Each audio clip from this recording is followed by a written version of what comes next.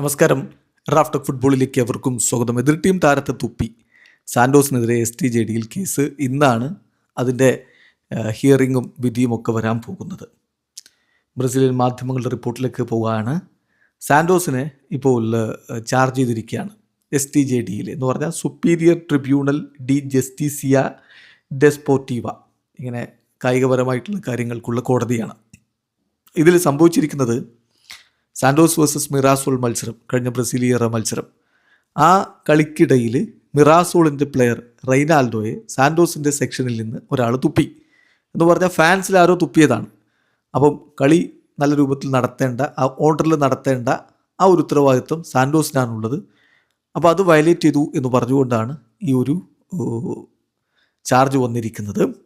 സംഭവം ഉണ്ടായത് ഒരു ത്രോയിൻ സമയത്താണ്. എന്ന് പറഞ്ഞാൽ ത്രോയിൻ എടുക്കാൻ വേണ്ടി ഈ റെയ്നാൽഡോ ഒരു ഭാഗത്തേക്ക് ചെല്ലുന്നു.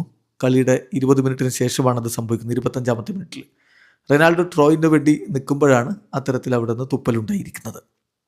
ഇമ്മീഡിയറ്റ്ലി ആളെ തിരിച്ചറിയാൻ കഴിഞ്ഞിട്ടുണ്ടായിരുന്നില്ല. പക്ഷേ ഇപ്പോൾ ആളെ ഐഡൻറ്റിഫൈ ചെയ്തിട്ടുണ്ട്. ഇത്തരം നടപടികൾ ഞങ്ങൾ ഒരു തരത്തിലും അംഗീകരിക്കുന്നില്ല എന്ന് പറഞ്ഞുകൊണ്ട് സ്റ്റേറ്റ്മെൻറ്റ് ഇറക്കിയിട്ടുണ്ട് സാൻഡോസ്. ഈ ആളെ ഐഡൻറ്റിഫൈ ചെയ്യുക എന്നുള്ളത് തീർച്ചയായിട്ടും ഈ പണിഷ്മെൻറ്റ് ഒഴിവാക്കാനുള്ള ആദ്യ സ്റ്റെപ്പാണ്. എന്തായിരിക്കും ഇനി കോടതിയിൽ നിന്നുള്ള തീരുമാനം എന്നാണ് അറിയേണ്ടത്. ഡിസിപ്ലിനറി കമ്മീഷൻ്റെ ആ ഒരു കോഡ് അനുസരിച്ച് അണ്ടർ സെക്ഷൻ 213 അനുസരിച്ച് സംഭവിച്ചിരിക്കുന്നത്, ഇത്തരം കാര്യങ്ങൾ സംഭവിച്ചാൽ അതിന് കൊടുക്കേണ്ട പണിഷ്മെൻറ്റ് ഇങ്ങനെയാണ്: 100 റിയാസ് എന്ന് പറഞ്ഞാൽ ബ്രസീലിയൻ കറൻസിയാണ്. 100 റിയാസ് മുതൽ 1 ലക്ഷം റിയാസ് വരെ പിഴയിടാം. ഇതിലെന്തെങ്കിലും ഒന്ന് വിധി വരാം. അതോടൊപ്പം തന്നെ ഉള്ളൊരു പ്രശ്നം എന്ന് പറഞ്ഞാൽ ഒരു കളി മുതൽ 10 കളി വരെ ഹോം അഡ്വാൻറ്റേജ് നഷ്ടപ്പെടാം, ഹോം മത്സരങ്ങൾ നഷ്ടപ്പെടാം. അങ്ങനെ വന്നാൽ അത് സാൻഡോസിന് വലിയ നഷ്ടമായിരിക്കും.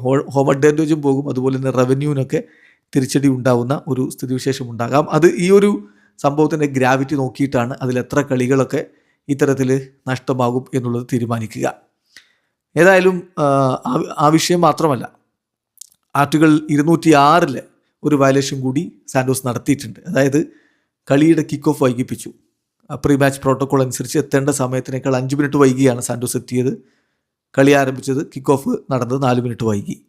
രണ്ടാം പകുതിയുടെ കിക്ക് ഓഫ് നടന്നത് 2 ടീമും വൈകി, 1 മിനിറ്റ് വൈകിയിട്ടാണ് ഇറങ്ങിയത്. അപ്പോൾ അതിന് ഈ പറഞ്ഞ പോലെ വൈകുന്ന ഓരോ മിനിറ്റിനും 100 റിയാസ് മുതൽ 1000 റിയാസ് വരെ ഫൈൻ ലഭിച്ചേക്കാം.